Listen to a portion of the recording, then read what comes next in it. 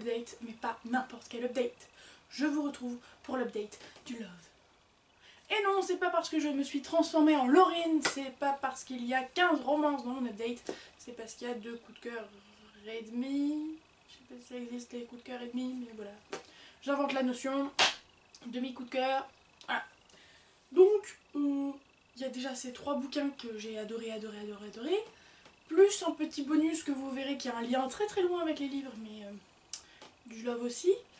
Et concrètement, normalement, là je vous explique, on est mercredi matin, je suis en lancée... Ouais, c'est ça. Je suis en cours dans 1h30, j'ai plus qu'une demi-heure pour finir de me préparer, mais je n'ai pas résisté à la tentation de faire cet update, parce que depuis que Laurine m'a dit « Bah non, j'ai eu plein de livres à mon anniversaire, je vais pas pouvoir lire celui-là en lecture commune avec toi, tu peux le faire en update solo », j'ai fait « Oh oui, oh oui, oh oui ». Et depuis, je mourrais d'envie, sauf que jusque-là, soit il faisait très très moche, soit c'était la nuit, le soir, et vous savez à quel point, déjà de jour, la luminosité est foireuse dans ma pièce, alors si en plus je le fais de nuit, vous n'imaginez même pas. D'ailleurs, je sais même pas comment vous avez la luminosité, mais j'ai l'impression que c'est sombre, alors que je vous jure qu'il fait super beau dehors. Donc je ne comprends pas. Bref, passons au livre. Bon, à mon petit bonus avant, parce que j'ai trop envie de vous en parler. Vous me connaissez, je suis fan hystérique de Luna, et regardez-moi cette beauté. Je sais pas si vous vous rendez compte de la chose là. Non mais elle est canon. Genre, c'est une... C'est pas une sous-marque, mais c'est une... Ça doit faire partie d'une des catégories de Funko Pop ou je sais pas quoi, mais elle est à taille entre guillemets normale. Elle est plus grande que des Funko Pop. Et elle est toute détaillée, elle est toute belle, avec ses binocles sublimes là. Bref, elle est canon ma Luna et je l'aime. Juste voilà, je voulais que vous le sachiez. Donc je remercie Fanny, ma cousine, qui me l'a gentiment sélectionnée avec amour pour mon anniversaire. Certes, des mois en retard, mais on s'en fout, c'est l'intention qui compte. Et donc, elle est sublime ici. Et c'est parti pour le Take Love.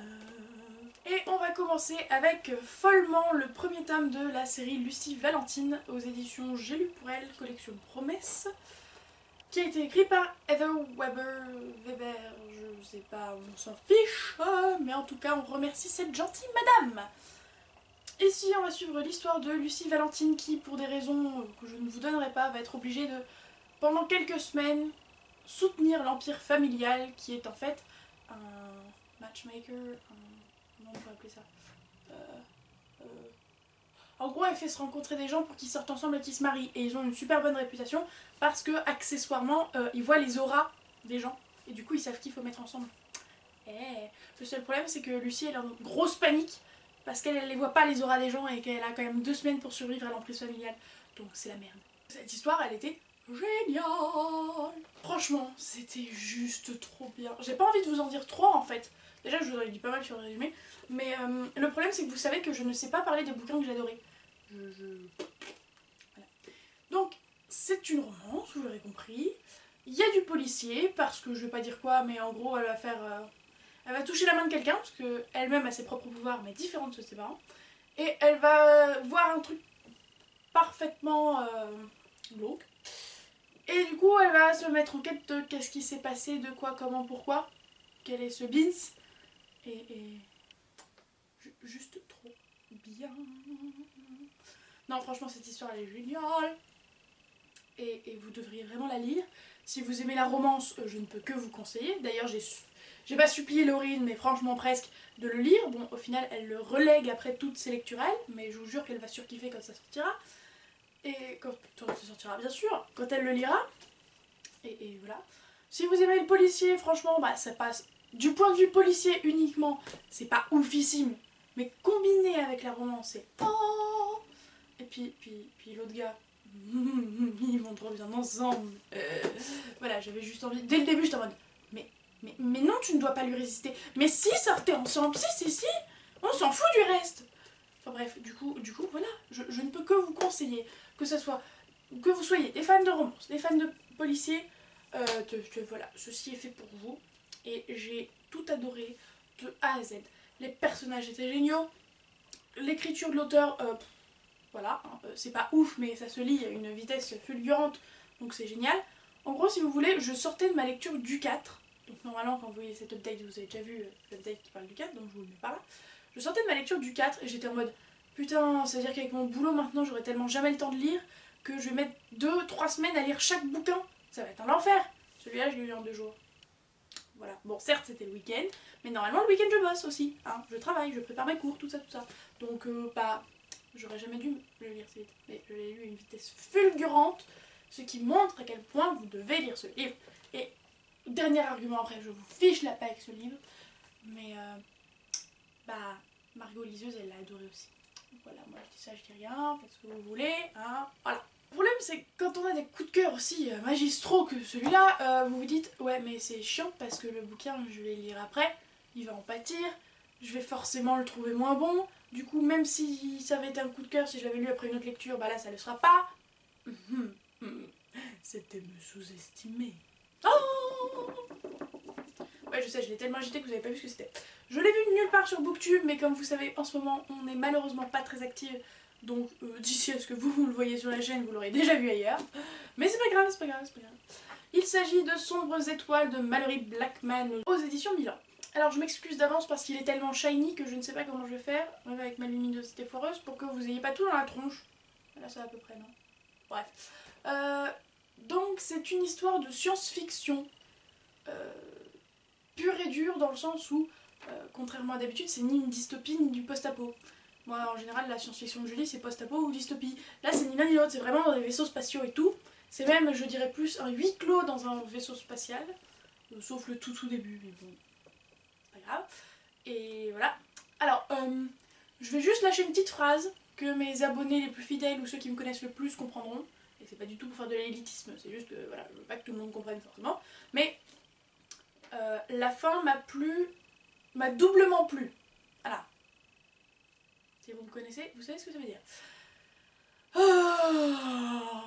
ce livre. Bon, vous vous doutez bien, même si vous le savez. Ah, quoique vous le savez peut-être pas. Mais je crois que je vous l'ai dit dans le book haul, que je vous mets là, s'il est sorti. Bref. Vous savez maintenant, je vous le dis, mon adoration pour Mallory Blackman. Elle a écrit Les Entre Chien et Loup, dont il y a un tome là et les autres sont là-haut. Que j'ai surkiffé, que j'ai trouvé génialissime. Notamment parce que, un peu à la Rebecca Donovan, faire souffrir ses personnages, les faire crever, il n'y a aucun souci pour elle. Hein. Moi, j'adore ça. Et du coup, je me suis dit directement, vas-y Mallory Blackman, tu prends la couverture et canon, tu double prends. Donc fais-toi plaisir. Qu'est-ce que j'ai eu raison. Et bah, j'en ai fait comme si c'était un bouquin de la Palmistère, c'est-à-dire je n'ai pas lu le résumé. Comme ça, je savais, voilà. J'ai juste demandé à Laurine pour le book haul de me dire c'est quoi comme genre de bouquin, quoi. Voilà. Elle m'a dit science-fiction. Donc je me suis plongée dedans et c'était oufissime. Ah, je l'ai lu dans le même week-end que j'ai lu Fallois en fait, je crois. Genre en 3-4 jours, j'ai lu 2 bouquins. Alors que le précédent, j'ai lu en 2-3 semaines. Voilà, aucune logique. Je sais pas comment vous en parler, je sais pas. On alterne entre les 2 personnages principaux de la romance. Et vous l'aurez compris, je ne dirai pas plus au niveau du résumé, mis à part science-fiction, vaisseaux spatiaux. C'est tout. Ouais, on alterne entre le garçon et la fille. Et c'est fabuleux. C'est fabuleux. Donc vous aurez compris, il y a la partie romance, un peu comme dans Follement, et la partie science-fiction. En fait, je crois que c'est ça les bouquins qui me plaisent le plus. Qu'il y ait de la romance et autre chose. Parce que juste de la romance, j'y vais toujours à reculons, alors je sais que j'aime ça, hein, je ne comprends pas trop. Et c'est rare de toute façon d'avoir des bouquins sans romance. C'est chiant d'ailleurs, hein, parce que des fois t'as juste envie d'un bouquin pure science-fiction, pure fantasy, pure fantastique, et bah non, tu te fais avoir par une romance relou. C'est pas grave. Bref. En fait, c'est comme l'autre. Hein. J'arrive pas à vous les vendre bien. Mais est-ce que vous voyez mon extase, ma joie devant ce bouquin? Bref, ce bouquin, il faut le lire. Voilà. Ce bouquin est à lire, surtout si vous adorez la science-fiction et les romances. Ça, c'est le combo gagnant. J'arrive pas à vous en parler, c'est ignoble. C'est dur d'être booktubeur, ça s'appelle comme ça, mais en fait, on a envie de vous le faire lire. On a envie de vous le faire acheter ou emprunter à la bibliothèque ou emprunter à une copine, on s'en fout. On a envie, mais on n'arrive pas à vous le lire, enfin à vous le vendre. Enfin, voilà quoi. Mais le couple il est trop mignon. Oula, il y a des voix bizarres. Le couple est trop mignon. Et pourtant ils ont des emmerdes. L'un avec l'autre, hein, pas contre le monde. Parce que ça c'est très romantique, mais ça peut être relou des fois, et surtout pas réaliste. Et là il y a quand même des embrouilles entre eux et tout, il y a de la bidouille. Je vous l'ai dit, la fin m'a doublement plu, donc comprendront qui pourront, mais bon, voilà. juste waouh quoi. C'est du grand Mallory Blackman et je suis ravie.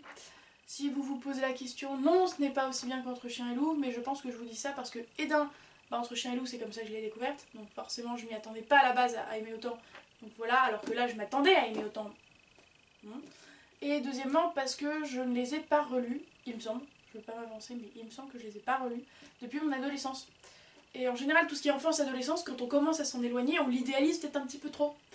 Et du coup, je sais pas si j'idéalise Entre Chien et Loup, ou si c'était vraiment si oufissime que ça. Après, il est presque au même stade que Entre Chien et Loup, donc c'est vous dire à quel point il est génialissime. Allez, et je l'ai bouffé, et j'avais peur que... parce qu'il est quand même un peu gros, hein, voilà. Ah, un peu gros, non, même pas. Il fait 400 pages, et je me suis dit, ouais, 400 pages, il va me durer assez longtemps, je pense, et tout. En plus, la vraie science-fiction, ça fait un moment que je me suis pas plongée dedans. Je crois que même la dernière fois, c'était Cinder qui m'est pas plus de ouf, justement à cause du côté science-fiction, cyborg, etc. Donc j'avais un peu peur en me lançant dans celui-là, pour ce point de vue-là. Et au final, oh, comment que c'est passé crème. Pouf, c'était trop génial. Donc je sais que je l'ai dit 15 fois. S'il vous plaît, lisez-le. Bon, même topo que la fois d'avant. Après un deuxième coup de cœur enchaîné comme ça, tu te dis, ouais, bon bah c'est bon, la lecture prochaine ça va être de la merde quoi à côté. Enfin, voilà. Bah non, c'est mon demi coup de cœur si ça existe, parce que je sais toujours pas me placer par rapport à ça. C'est sûr c'est pas un coup de cœur, mais c'est plus qu'une lecture normale, vous voyez, elle m'a vraiment beaucoup touchée cette lecture. Voilà. Il s'agit de Le garçon en pyjama rayé, aux éditions Folio Junior, écrit par John Boyne. Et en fait, je l'ai pris parce que j'ai l'impression, que c'est un classique de la littérature jeunesse, dans le sens où je l'ai vu beaucoup sur Booktube. Alors pas de manière extraordinaire, mais c'est le genre de truc qu'on pourrait vous faire lire en cours.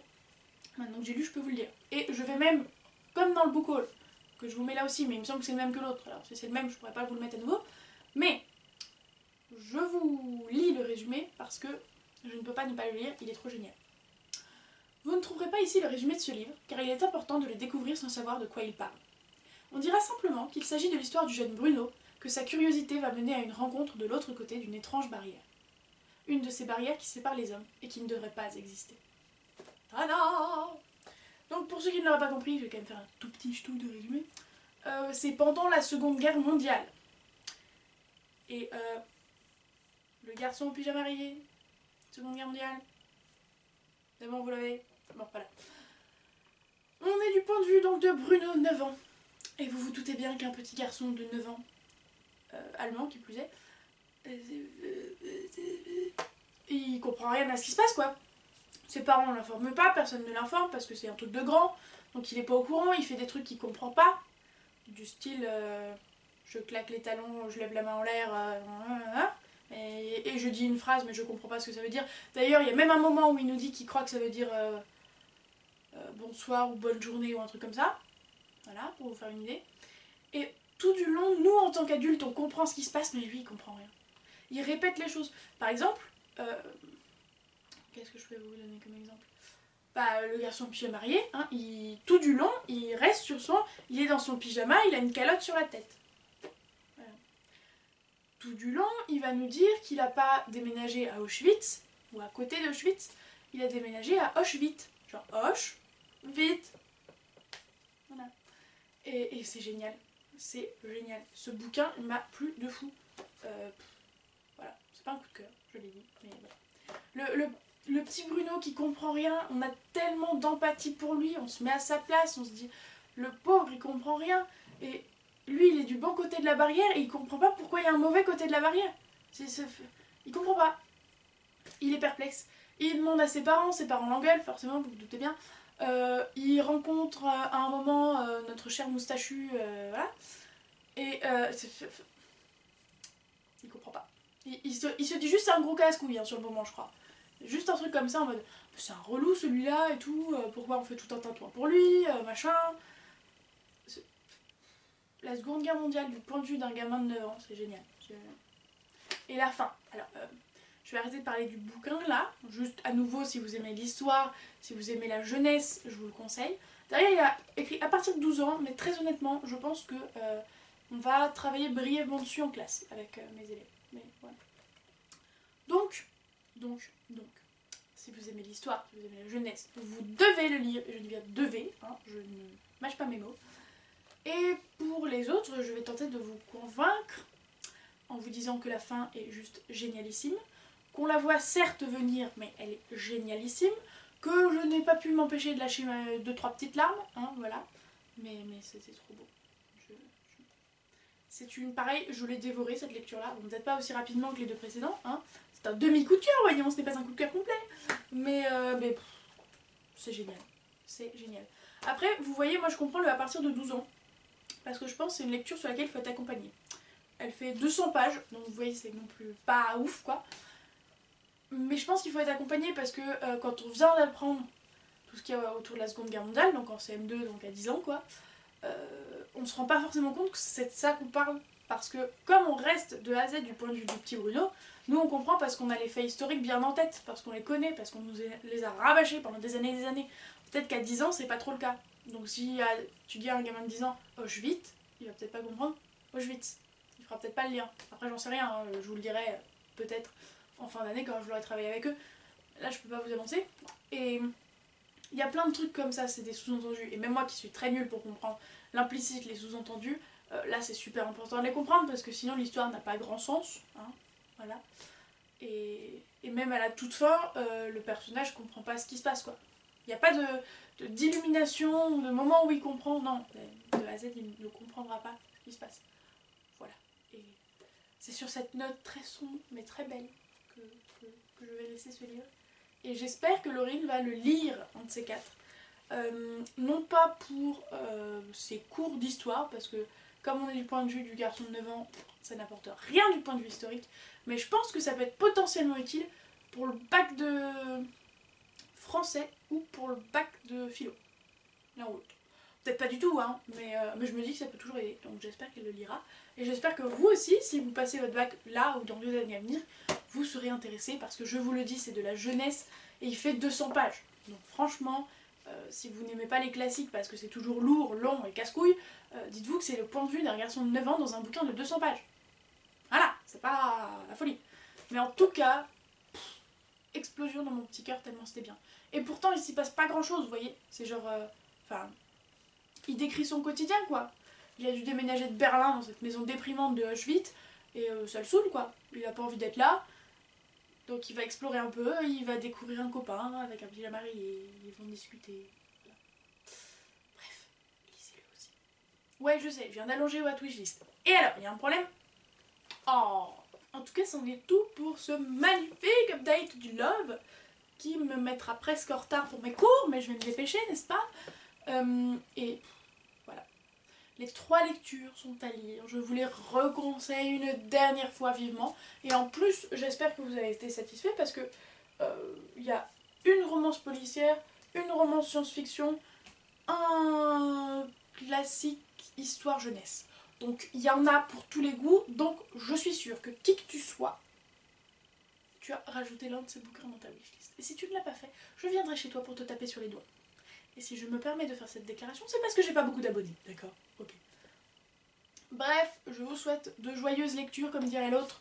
Je vous fais de gros bisous. J'espère que cette update vous a plu et surtout que je vous ai tenté, ville tentatrice que je suis avec ces livres. Si vous les avez lus, s'il vous plaît, dites-moi ce que vous en avez pensé. Parce que franchement, follement, je l'ai pas vu tant que ça sur Booktube, alors que c'est un super vieux livre. Et voilà. Même si je l'ai vu sur la chaîne de Margot, forcément.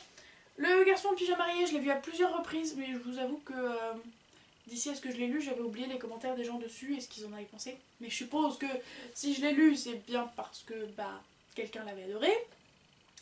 Et Sombreuse étoile, je vous l'ai dit aussi, je ne l'ai vu nulle part. Alors s'il vous plaît, dites-moi ce que vous en pensez.